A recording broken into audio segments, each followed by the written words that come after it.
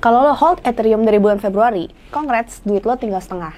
Tapi kalau lo mainan meme coins, mungkin duit lo udah nambah berkali-kali lipat. Jangan-jangan Ethereum bakal mati. Apa iya era kripto yang punya fundamental udah selesai dan ini waktunya meme coin super cycle? Hai, kenalin gue Shena, anak baru dari Koinvestasi. Selamat datang di Koinvestasi. Ethereum dinilai underperform banget tahun ini. Dan bahkan sempat balik lagi ke harga awal tahun 2023. Sampai-sampai banyak yang ngeluarin statement kalau Ethereum tuh udah gak worth it lagi dibeli koinnya. Nah, tapi sebenarnya ada apa sih dengan ETH ini? Gue bakal jelasin apa yang memicu penurunan Ethereum sampai underperform dan apa benar Ethereum bakal mati dan ditinggalin aja nih di cycle kali ini. Atau berita ini cuma FUD doang? Nonton ya video ini sampai habis. Pertama, kita harus samain dulu nih konteksnya. Kenapa Ethereum itu penting dan kenapa performance-nya nggak sesuai harapan itu jadi sesuatu yang harus kita perhatiin banget. Semua udah pada tahu lah ya, Ethereum itu adalah si kripto nomor 2 paling besar setelah Bitcoin. Nah, Ethereum itu bisa dibilang jadi project kripto fenomenal karena doi itu punya fungsi smart contract yang memungkinkan orang-orang untuk membangun aplikasi-aplikasi DeFi baru di atas Ethereum. Karena Ethereum, banyak orang yang bikin kriptonya sendiri, sampai ada fenomena yang namanya ICO yang boom di tahun 2017. Ethereum itu tercatat masih jadi blockchain yang paling rame. Nah, total value lock-nya dari Ethereum sendiri itu aja sampai 46,4 miliar US dollar. Ya, bisa dibilang paling banyak dibandingkan blockchain lain. Of course, revenue-nya juga paling gede, karena jumlah protokol dan apps di Ethereum itu juga paling banyak. Sekitar lebih dari 1.100 kalau dilihat dari data DeFi lama. Dengan habit komunitas kripto yang selalu hunting hidden gem di DEX, atau yield farming di DeFi, naturally kita bakal mikir transaksi di jaringan Ethereum itu makin besar. Gas fee-nya makin mahal, dan harga Ethereum pasti makin naik. Logikanya gitu dong. Masalahnya, that's not what happened. Justru, ETH malah underperform. ETH tuh udah turun 48% dari harga tertingginya di 4.111 US dollar di bulan Maret tahun ini.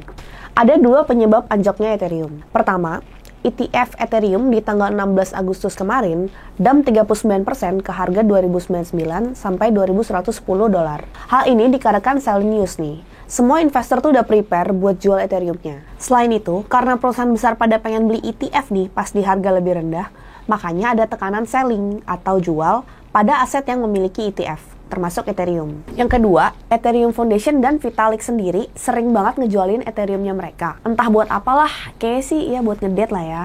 Tapi serius dulu nih, penjualan dari Ethereum Foundation dan Vitalik sendiri tuh ini bakal bikin Ethereum turun banget. Ditambah holder ETH dari zaman ICO juga ikut-ikutan jualan. Makanya Ethereum sangat underperform. Nah, berarti Ethereum beneran mati gak sih di cycle ini?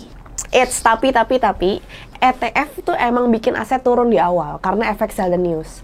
Tapi pas di akhir tuh naik banget loh. Contoh aja nih, Bitcoin waktu itu, dari hari disetujuinnya ETF, Bitcoin sempat dump ya 21% dari 49.000 dolar ke 38.000 dolar dalam waktu 2 minggu.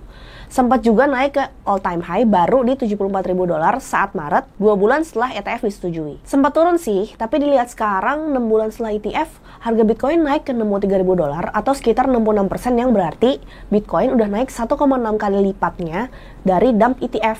Kasar ya kalau kita samain sama ETF Bitcoin, Ethereum tuh berarti akan menemui pump pertamanya ke all-time high baru atau all-time high lamanya di 4.800 2 bulan setelah ETF disetujuin, alias bulan ini. Tapi dengan keadaan geopolitik yang memanas nih, jadi makin gak nentu sih, dan ya kita harus wait and see lah ya. Nah, kalau memang bisa sama Bitcoin, 6 bulan setelah ETF Ethereum disetujuin, adalah chance naik sekitar 66% atau 1,6 kali lipat dari harga dump di Agustus kemarin.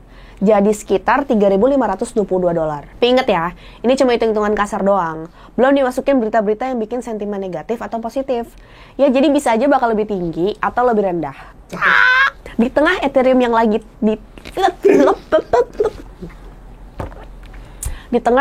lagi dihembus cobaan, perhatian community pun tertuju pada satu kategori yang geraknya ngalahin hampir semua kripto, bahkan ngalahin performance-nya Bitcoin, yaitu meme coins. Ini baru aja kemarin dibahas sama seorang analis dan investor meme coin namanya Murad di acara Token 2049 Singapore. Presentasinya tuh menarik banget. Bahkan nih bos gue sampai ngabarin buat tonton video ini. Dia ngebandingin kategori meme coins dengan kategori utama di coin market cap kayak AI, Depin, Layer 1, Ethereum DeFi, dan Solana DeFi. Hampir semuanya kalau di rata-rata tuh mengalami penurunan. Cuman kategori meme coins doang yang naik dengan rata-rata ribuan %. Katanya, sekarang tuh kita udah masuk ke fase meme coin super cycle. Dan meme coin akan terus outperform token-token yang berfundamental. Penjelasannya sih panjang, tapi key point yang gue dapat adalah, intinya, semua tuh soal cuan lah. Kebanyakan, atau mungkin semua, retail investor dan orang awam itu nggak peduli sama yang namanya teknologi. Mau proof of inilah, proof of itulah, zero knowledge lah, bodo amat lah. Yang penting nggak mau tahu, pokoknya yang penting cuan lah.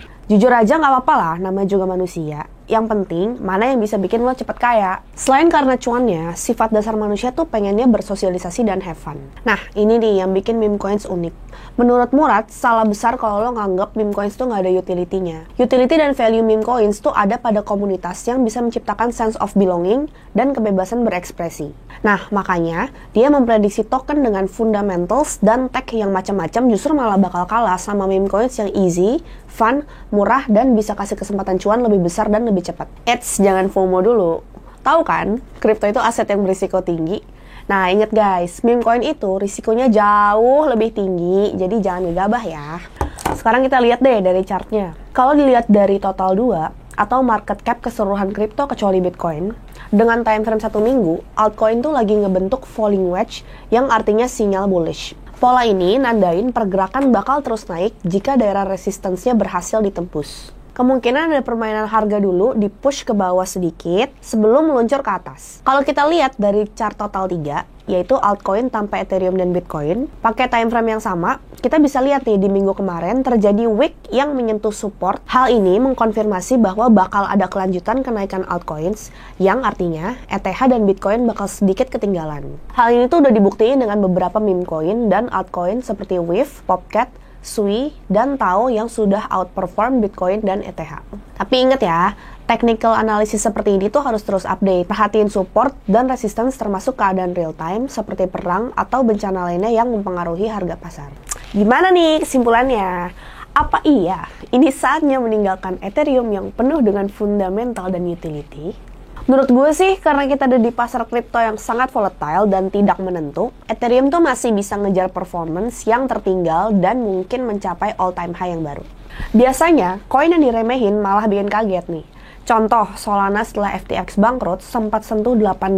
Ini sekarang berapa tuh? Ya kan? Tapi kalau emang kalian risk taker banget dan pengen cuan gede dan cepet kaya, ya bisa lah coba hunting meme coins. Tapi tahu kapan masuk, tahu kapan keluar ya. Yang penting kalian tuh tahu, uang tuh bisa hilang dalam sekejap. Atau risiko masing-masing, ya pokoknya duit lu lah. Do your own research lah pokoknya. Kalau lo mau kita bahas lebih lanjut soal meme coin, gimana trennya, how to navigate, atau yang lainnya, komen ya. Karena koinvestasi, semua bisa kripto.